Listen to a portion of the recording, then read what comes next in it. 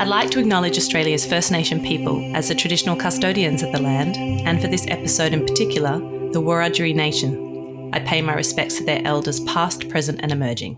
I mean, most of my 25 years in Mudgee has been as equally success and failures, and pretty much anyone you talk to who's organics has said there is no textbook, there is no right or wrong way to do it, you just have to experience it. This is Over a Glass. I'm Shanteh Wale. David Lowe, or Lowie, is about as legendary as you get in the Australian wine world. Winemakers idolise him, wine drinkers covet his bottles.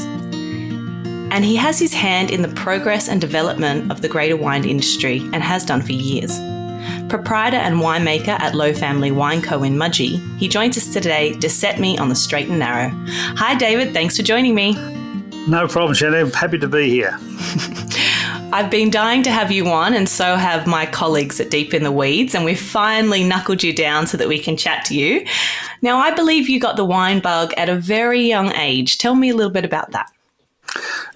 Well, it turned out that when I was at the school I was at, an agricultural school, the careers advisor told us that when we took our electives when we were 15, that we needed to be sure of our occupation. So I had worked in a winery next door called Craigmore in the laboratory. I quite liked chemistry and I would live next door. So I worked there every school holidays. And when it came to choose my electives, I chose those that were related to winemaking studies at Roseworthy College. So I took the electives and decided I was going to be a winemaker. So from 15, I've always said that's my career.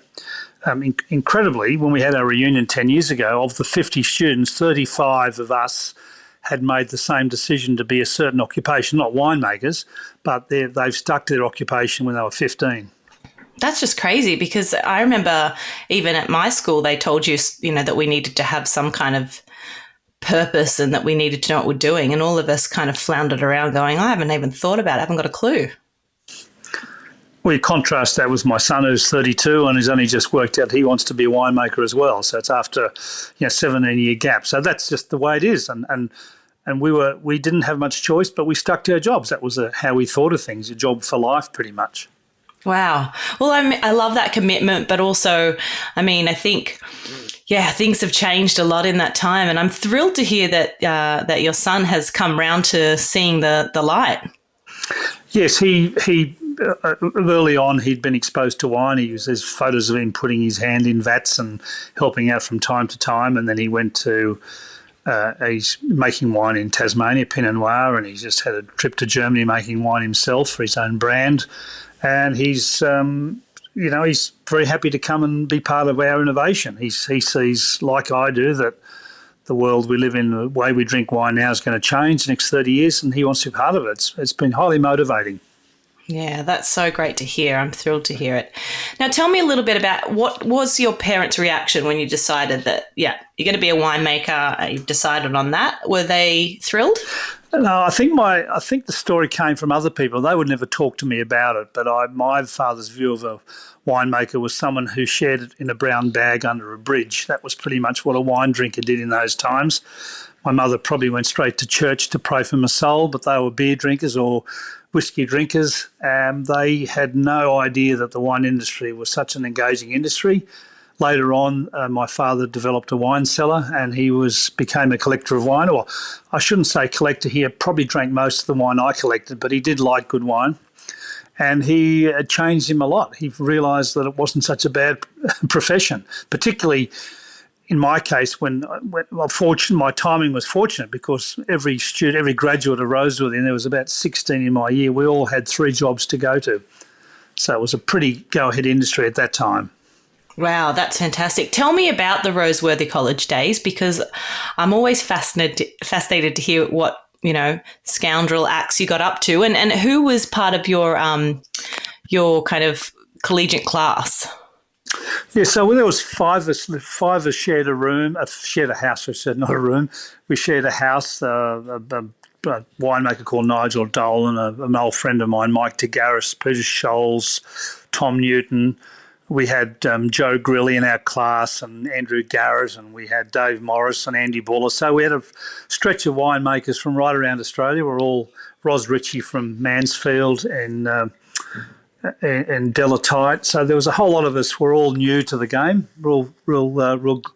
really green at our job. And then but we were mostly influenced by viticulture. I think the two great viticulturists taught us to be grape growers first were Richard Smart and Peter Dry. So they're our leaders, if you like, and they were really enthusiastic about us as students. They hated winemakers, but so, as viticulturists, that started the whole progression. And we was really blue sky. We were close to the Barossa Valley. We drank and lived wine. The college was an interesting collection of farmers, horse industry people. They even had a scheme where they had arid farmers from Saudi Arabia on a scholarship that were there, that were Muslim and living in the same college. It was an eclectic group of people, all either studying arid farming or winemaking, or horse or natural resource management. So it was a big place. It doesn't exist anymore. It's been the wine faculty's moved to Adelaide University, but it was pretty much where you had to go to learn about wine. You lived and breathed wine. So if you made a bad career choice, it was pretty obvious within about 3 months. And there was a few that started and didn't complete it. Yeah. Wow. I mean, yeah, all or nothing.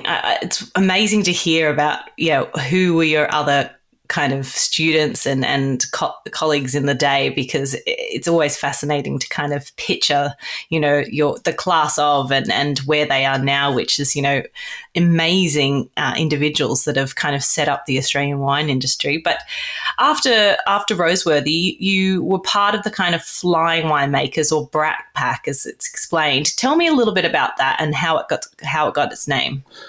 Yeah, so I'd been previous to that a winemaker in the Hunter Valley. I worked for Len Evans for 12 years as a winemaker in the Hunter Valley, and then we had a whole lot of European winemakers who would join us from time to time. They were relatives of famous wine people that Len had known or Murray Tyrrell had known.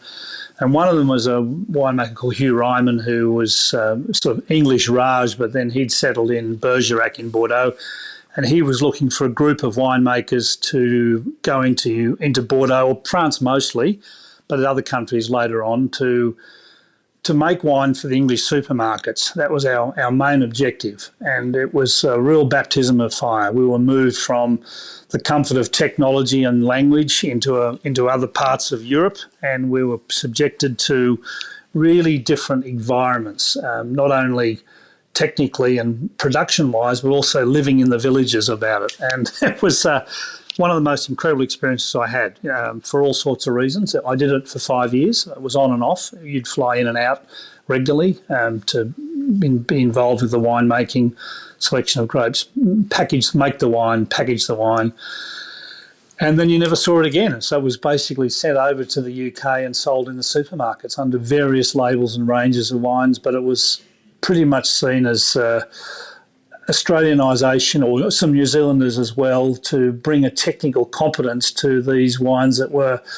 strongly regionally focused, but were pretty much close to being faulty and average in quality. So our job was to lift the quality and keep the price pretty keen.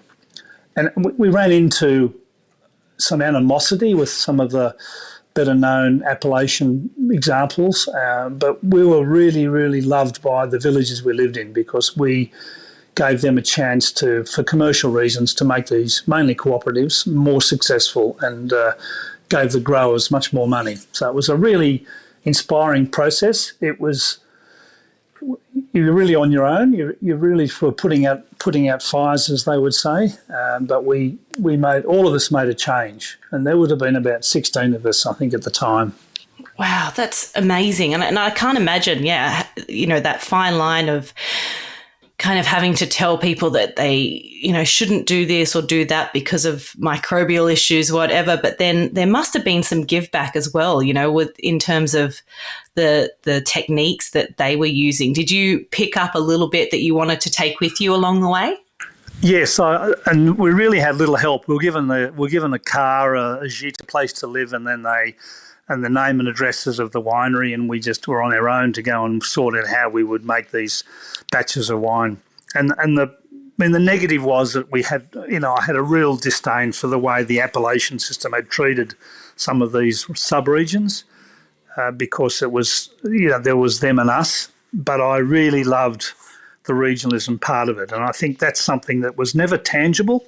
I think James Halliday asked me once, what was the big difference? And I said, I just got to understand the region. And nothing clear what I did. We just really used a scrubbing brush and cleaned the place up. But we learned a lot about respect in a region, the fact that all these regions were autonomous. They all lived and breathed by their appellation, which I got to be highly critical of later on. But it was to being uprooted and moved in somewhere where you're uncomfortable really makes you work quite a bit harder. And I was very observant of how they grew grapes, how they classified grape quality, and then how they turned it into wine. And you learn to respect history much more than you would in Australia. There was no barrier to change and technology. You could do anything you like in Australia making wine in those days, as long as you didn't poison the people. Over there, you had to respect local social mores and appellation systems, which can be claustrophobic at times. And as I said, I was critical of it in the end, how it was held them back in many ways.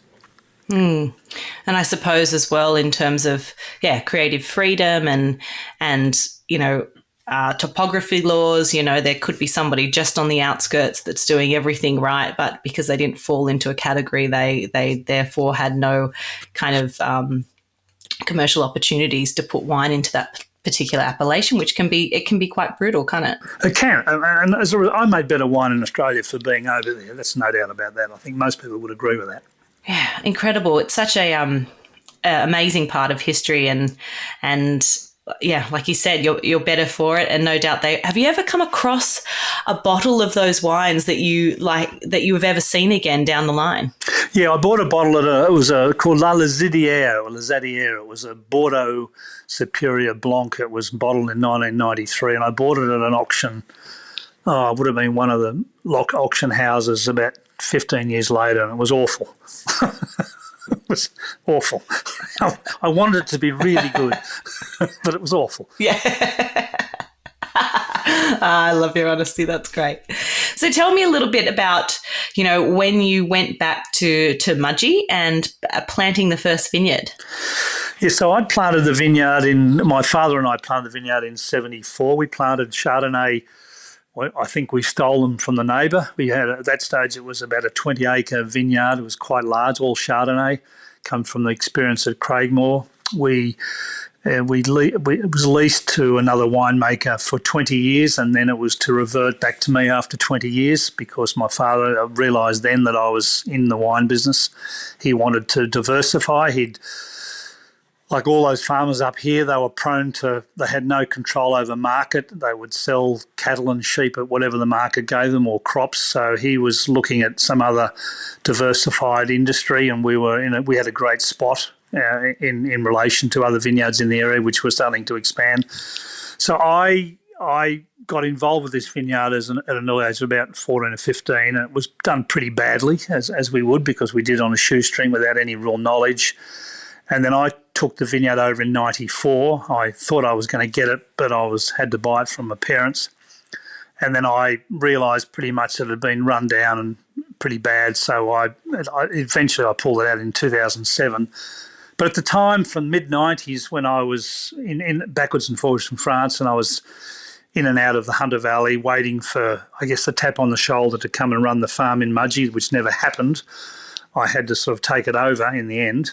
I planted a vineyard. My wife and I planted a vineyard, all based on really very old world techniques. So we planted the vines without irrigation. We planted them without trellising. They're all what we call bush vines, heavily influenced by Sonoma in California, and particularly some of the varieties that they were growing there really well. And we decided that we'd make them organically, which meant that we had to do it without irrigation. Was a bit problematic with organics at the time. So we took on a really different way of growing grapes based on our experience travelling in Europe and also in the United States. And they were all reds because at that stage Mudgee was 70% red wine. It was known, everybody was chasing the red wine because it was colour, tannin and concentration. So it went a long way in a blend. So most of the major wine companies had a holding in Mudgee that they used variously to improve their other red wines. So I just thought that we had a lot of land here. It was 1,000 acres, and I had a lot of land with different soil types and different aspects, which I'd picked up from being in Europe. So we had a great time sort of playing on our blocks of land here in Mudgee, and did some innovative viticulture.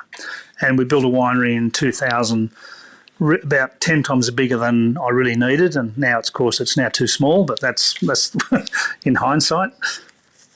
So I worked through the whole thing with the wine industry in Mudgee from 1995 till now. I call it sort of the accordion part of the wine industry. It was in and out, in and out, in and out. I think I've seen 4 or 5 expansions and contractions of the wine industry, and a lot of that was when I was here in Mudgee. Yeah, it's been fascinating, isn't it? And Mudgee for me was really instrumental in when I started drinking wine, and it was what a lot of my family and family friends, teachers, they often had a lot of Mudgee wine in their cellar, but from family-owned estates like Craigmore and Huntington and places that before there was a bit more of a boom for people going in and purchasing and things like that. And so it has a special place in my heart, but there's certainly been a lot of change that's happened. Take me back to like 2000. What was the kind of response when you kind of built the winery and you started making wines? What was your response from your peers like? Oh, they all thought that Mudgee really was in no man's land. It wasn't really seen as a business move. It was sort of a moving back to the family farm. People thought I was sort of in retirement mode, which wasn't fair because I was quite young at the time.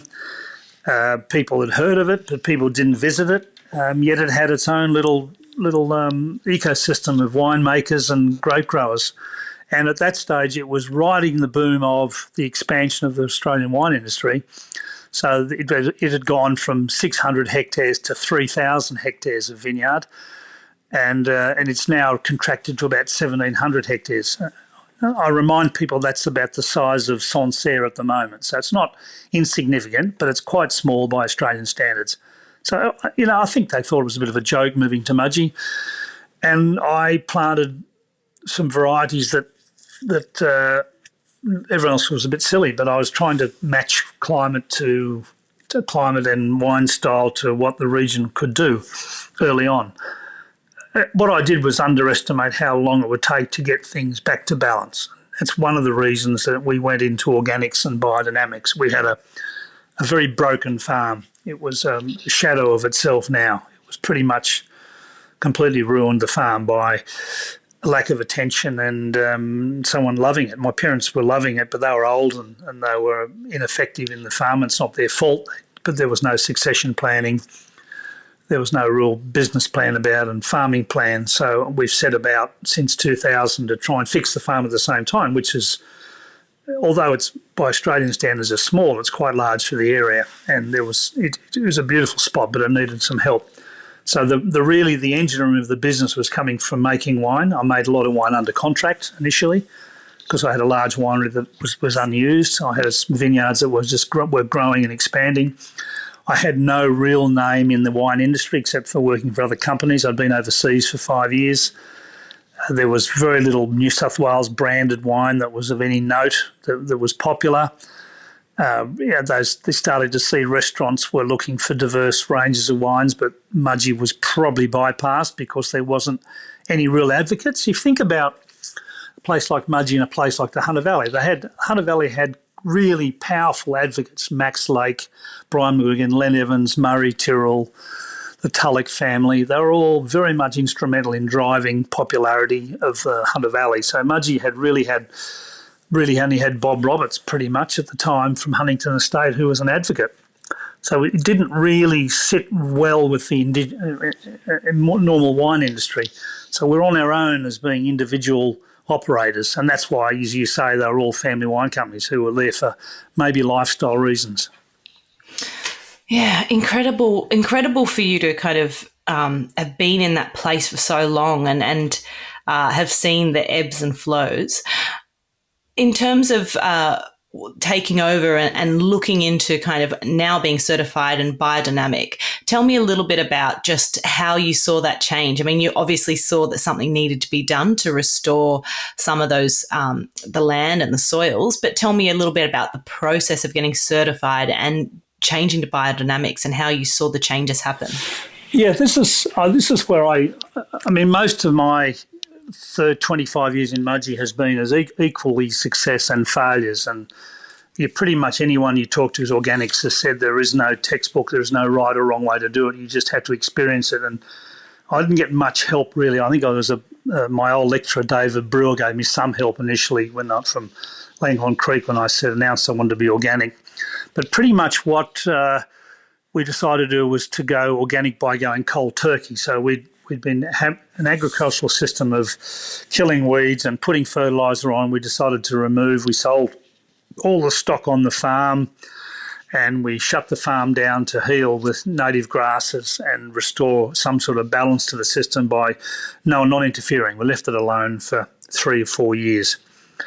And so the mistake I made, or we made, or my wife, former ex-wife sadly, but my ex-wife and I, we'd set up this process was that we'd let the land heal, but we decided to remove all influences. So this cold turkey approach meant that there was no ecosystem, and to be organic you need an ecosystem because you can't kill things in organics. You've got to work with things and let things happen, and you need a habitat to form. So there was 10 or 15 years probably where we found that systems were out of balance and you needed to restore health. And if you tried to fix a farm to where the state it was in to where you wanted it, it would have been many, many millions of dollars and involvement of a lot of money and chemicals and rehabilitation. We didn't have that, so we left it alone naturally. The mistake we made originally was that we went organic first and biodynamic second. We should have probably been biodynamic first and organic second. And for the listener, really, biodynamics tells you what you have to do and biodynamics tells you what you can't do. So organics really tells you to be organic, you have to restrict things that your inputs that you do. They have to be certified organic. They have to be naturally occurring or made on the farm.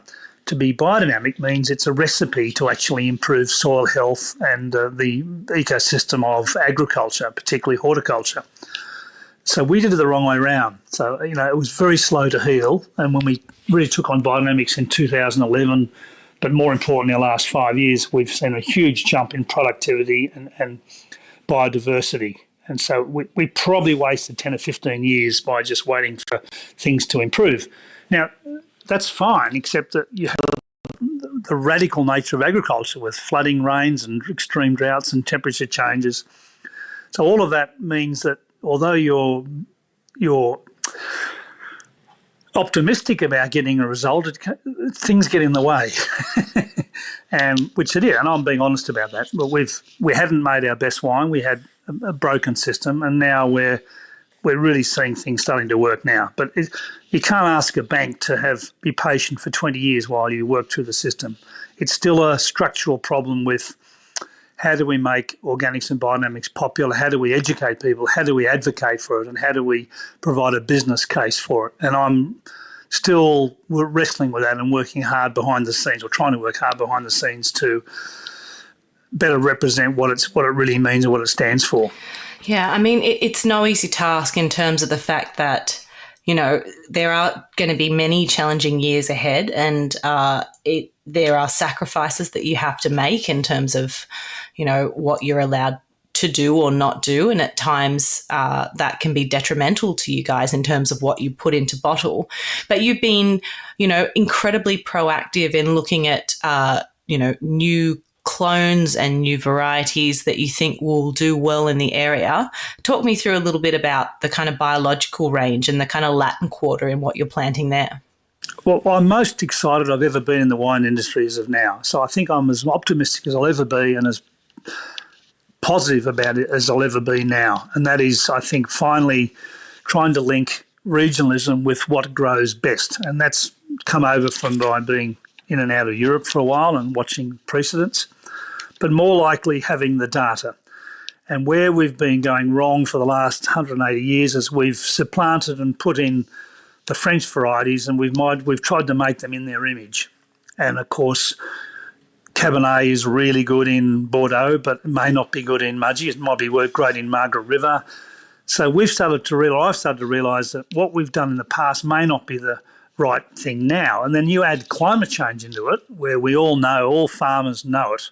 You can forget about the deniers. Most good farmers will have realised in the last 20 years the ground, the grasses that grow, the crops they grow have all changed the way they operate. And a good farmer will have already made those calculations and starting to look forward. So in my turn, I looked at what the Climate Atlas has done, which is that marvellous Wine Australia process, which all the wine regions have got a climate index till the year 2100.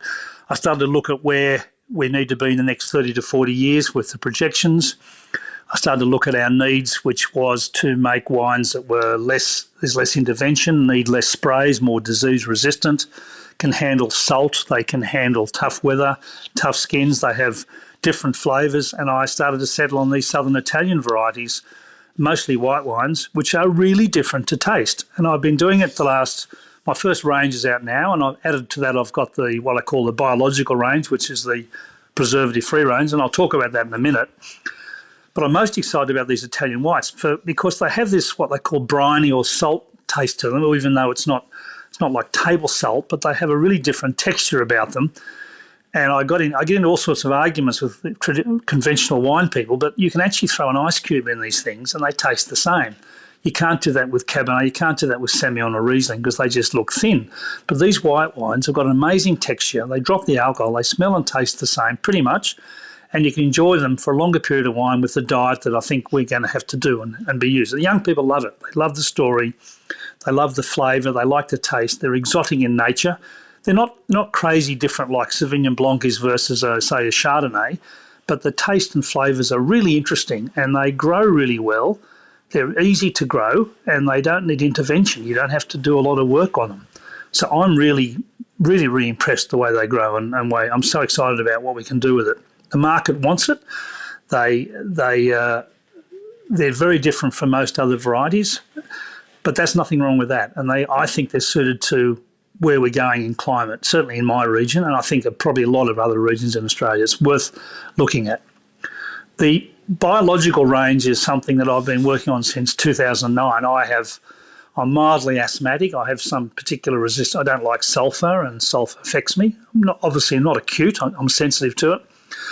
So I had a conversation with a customer once in 2009. He said, why don't you make sulphur-free wine? And I thought, why not? So we did a lot of research on it, going right back to chemistry, and I really loved this project. It took me 6 or 9 months to get it right. So I make these preservative-free wines. I did red wines for about 12 years. Then I started doing rosés, and now I do white wine, preservative wine. And they are the hardest thing I've ever done in winemaking. Really, really difficult to make well. Wine is halfway between grape juice and vinegar. Without sulphur, it's very, very difficult to stop the process going to completion. And you need pure technology and good equipment and great understanding of chemistry and microbiology, but it's everything that I ever learnt, and winemakers should practice doing more and more of it. I like what happens with the wine. It's difficult to sell on wholesale because a lot of if you give it to a restaurant to serve, they might open it and 2 days later still pour it and it's oxidised, then no good. But as a wine to have over a day or so, it's a really, really interesting taste and flavour in wine without sulphur particularly. Yeah, I think it's fascinating. I think I love where you're going down some of the Italian wine varietal route, and I love that you talked a little bit about kind of salinity, because I have always been somebody that's a bit of an acid junkie and quite likes salt. I know that salt can be bad for me, but it's such an interesting flavor profile when you look at kind of things like, I really like Assyrtiko, and I like sherry and like manzanillas, and I like Chablis, and there was always this underlying kind of salty, briny vibe that you would get from some of these wines. And I think in particular in your Ansonica, you really see it. And it just adds this other dimension to the wine. And I don't know if do you know where that kind of comes from? I've heard all different things, but I mostly have heard that kind of salinity comes from the grape, but also the yeast and the pH and the acidity into play. But there's a lot of people that say it can come from the environment where it's grown, or what's your take on that?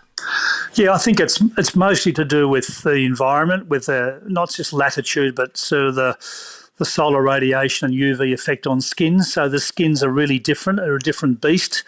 When you wine make it, you end up with a slightly higher pH because of the way you process it. But I think it's got a lot to do with the fact that there's a huge amount of sunlight on the berries, and they're quite golden in colour, and that seems to be Mediterranean in nature. And in winemaking, you might in Australia you might correct that, but in Italy and probably in Greece it's the indelible stamp of the wine, and you applaud it and you look for it. And we've had to change a bit of our winemaking process to not remove that character from the wine by excessive adjustment and manipulation. And they just turn out different all the way along the line, and they're quite tasty. The colours are stronger than normal, but that's okay. They're not oxidised colours necessarily. They're skin colours and skin flavours, and they've picked up some of the potassium that's come from the skin, I think, and that's inherently helping some of the flavour taste towards that salty spectrum. Incredible. I mean, I love how much you have going on, and then you also have, your kind of iconic series where they're wines that, I tasted when I was younger that are still incredibly present. If you were to kind of put Mudgee wines in a Australian sense, what do you think Mudgee kind of offers as a region that is unlike any of the other regions in Australia? Yeah, so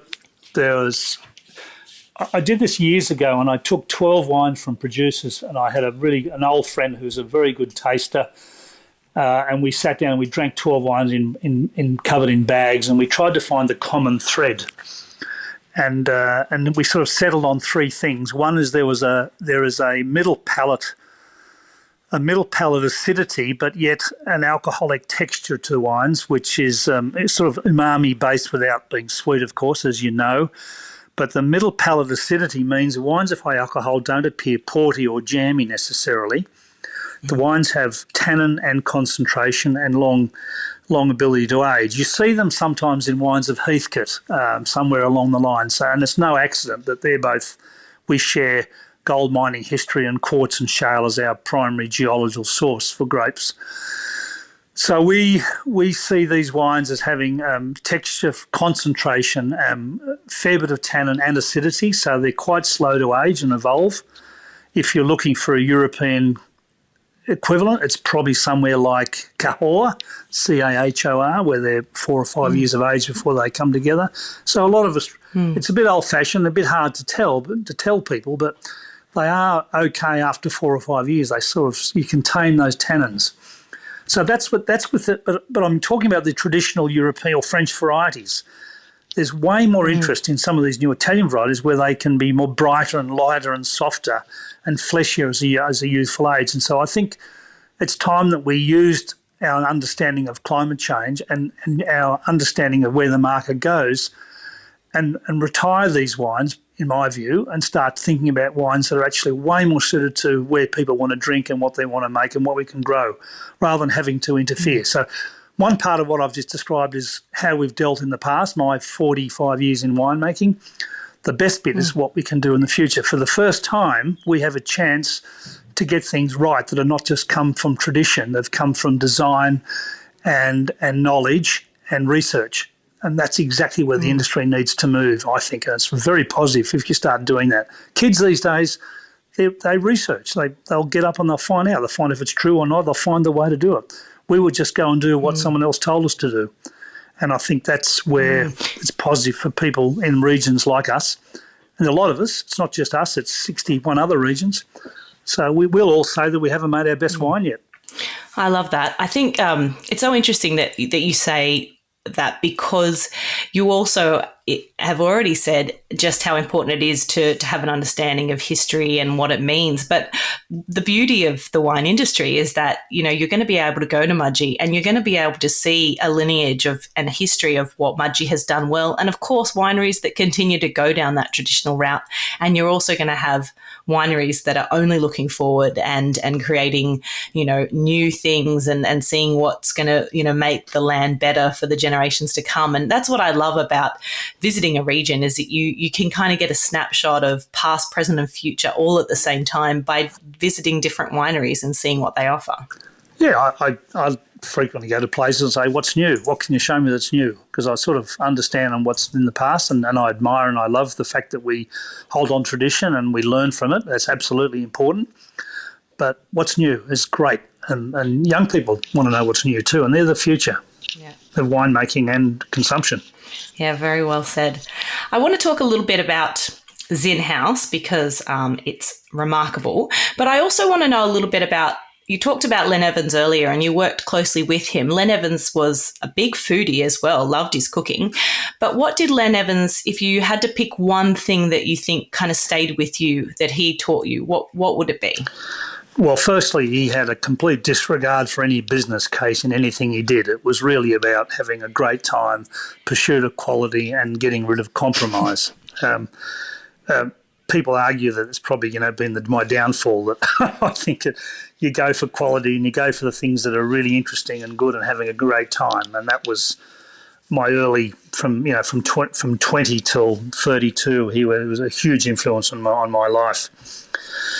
I think what he taught me most of all was that you need a memory. You use wine as a great memory. So whereas a dog can hit a wall when it gets a smell, he was always remembering a certain wine he tried and where it was. And he used that all the time with great effect to tell you, well, I've tried this wine here and that. He memorised the wine by its taste, and it used to transform him to different places. He'd bring up great stories, a great storyteller.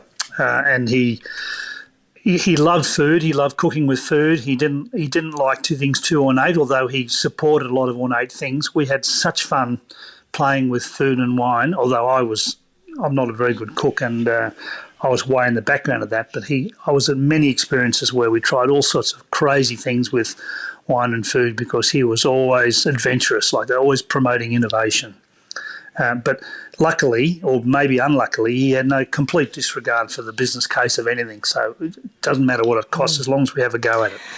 Well, I'm glad that he, instilled quality and in terms of having a good time, because that's incredibly important, and it's definitely something I've heard about him from many people. But like I said, I want to touch on Zin House because you have an absolutely incredible restaurant out there, and it is an absolute must-do on the Mudgee map. I want to share very briefly, my experience of having lunch out there, because it really had an effect on me, and it kind of came at a time when I was questioning whether or not, I wanted to stay in kind of the restaurant scene. So we arrived out at Zin House for lunch. I think it was on a Sunday or something like that. And we were met as we drove the car up to the front door by one of your managers standing out the front, bottle in hand, pouring us bubbles as this beautiful warm welcome as we walked in the door. We've been expecting you. We're so glad to see you. Big warm smiles. And then we took our glasses of bubbles and wandered through your amazing gardens where it was so tactile. There was, some of the workers in there, picking different herbs in their kind of wicker baskets. We went through and looked at all the crops, which were just flourishing at the time. And then had lunch in one of your little private dining rooms where you obviously paid us a little visit.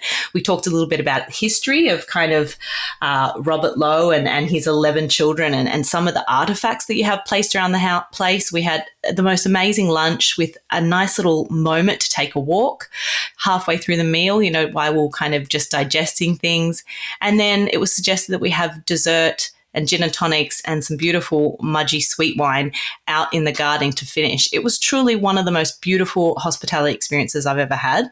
And it reminded me again about what it really means to embrace people, to show them a good time and to show them the best of what a region offers. So thank you for that experience. It really touched me. And like I said, it is an incredible place. I mean, you guys have just really nailed it out there. Well, that's very kind. We've been going 10 years now, and my wife, Kim, is the inspiration. She directs the whole operation there, and her standards are that we should grow as much as we can. Some things we can't grow. We want people to know that food is really simple and easy. And if you see the chefs preparing it, you know it's fresh and natural. It makes our job as being organic growers easy because you don't have to preserve it and send it vast distances. We find that part of the job is educating the chefs as well to be innovative, but there's nothing better packaged than a freshly washed carrot. You don't have to do anything fancy with it. You have to put it on there, and you need to be able to have a place, and a house called the Zen House is about generosity. So we will try and be generous with all the food service. So we're always evolving it. We spend a lot of time with the chefs on growing different things and working it out. We're not all things to all people. It is. We try and take time. So we do ask people how long they want. If they're in a real hurry, that's going to be tricky. We ask people to go have a walk around, not just because we're going to wash the dishes. There's nothing like that at all. It's about that they need time to reflect and see where we do things and start a conversation. Don't put your phones away and have a conversation. It's an experience. It's a special occasion restaurant for most people. We're supported well by locals. We now see more and more people make the drive up to do it. So, look, I'm pleased you saw that and did that. Sometimes Kim and I will wander in and we'll talk to people at the restaurant. Sometimes we don't. But people want to be private, so that's okay too. So Kim loves it, loves the restaurant. She's actually over there now. I'm going back in a minute to have dessert. Oh, well, she's done a fabulous job, and it is a true gem. It is absolutely worth the drive if you go all the way out to Lowe Family Wine Co. and just have lunch, and that's all you do. It is absolutely worthwhile, and I can't wait till the next time I get out there, I have to say. But I am curious to know a little bit about your palate, David, and I want to know if you could only drink 3 beverages for the rest of your life, what would they be and why? Ooh, well, I am beverages. My father used to love single malts whiskey, and I spent some time in Scotland, and I got to know a bit about how it. And I would have thought that whiskey would be one of them. I think nothing worse than being cold, and I think whiskey is one of those beverages that can warm you on the inside. It has a great connection to history. There's a lot of history with it as well, and how they do it. So I think really good whiskey is a great drink. You don't need much of it, and I do like it on the rocks. So it gradually changes. The bits we learn from distillation means that as the alcohol changes, the flavours change. So that's really, it can be technical as well as being just really good to taste on a cold day. So that's one of them. I'd have to say that my absolute favourite that Australia, no one else in the world does, as I understand, is that something that is uniquely Australian is our muskets. And I think this is a wine of about 18 to 20%. There's the old muskets. Mudgee had a place in history with the muskets, but it didn't carry on like Rutherglen did. So I'd say a great old musket reflects all of the things about sunshine in a bottle. It's concentrated and it's a source of sugar, I suppose. If you had to drink it, there's a good source of sugar there. It doesn't have to be stored in a fancy cellar for a long time, and everybody I know loves a sip of it. Whether you're playing the All Blacks and it's 40-0 down at half time, you reach for the musket, it's the only solution, or you want to have something young and fruity. We've developed a young musket this year and last year called Aleatico, and we have that as a 15%, and as a spritzer we can throw some carbon dioxide, and that's quite a nice way to do it as well. It's really fragrant. Those terpene smells of musket are really enticing and interesting, like Turkish delight, so I love that. So there's a fair bit you can do with musket. And I guess I couldn't go past, and I don't have any particular favourites, but a red wine from a warm climate, and there's about 5 varieties that I know have this characteristic of being a warm climate red wine, which is aromatic, soft, and you can taste the sun. And of course, Shiraz is the great doer, but Grenache, Tempranillo, our own Zinfandel, Carignan, those Mediterranean Croatian varieties, they've just got this beautiful, so even Rioja, those incredible scented, slightly ripe characters, soft flavours. They're really generous and they really make you feel great. You can have just 100 ml in a glass and you can sit and smell it for 3 hours if you wanted to. And, it's one of those easy wines where it tastes like it smells. You can smell it and you're tasting it at the same time. So it's great value. You drink less and you can just enjoy that wine over many, many hours. And that smell never goes away. And it's just like an indelible stamp in my brain about that anywhere you want to have a great time. Those sort of red wines of softness, fragrance, and full-bodied and flavoured without being aggressive are just fantastic and on its own. So that would be my 3 beverages, I guess. I love that. Do you know, I mean, that it's like poetry to my ears. Nobody could say that better, that there's flavours of the sun. And I like that. We fell in love with Australian Shiraz for a reason. It is a generous wine and it is easy to drink because it's delicious and plump and juicy and like biting into a big blood plum, like just delicious. I love the way you've said that. And they are 3 excellent drinks and 3 unique drinks. So you're doing well. Lowie, it's been such a pleasure having you on.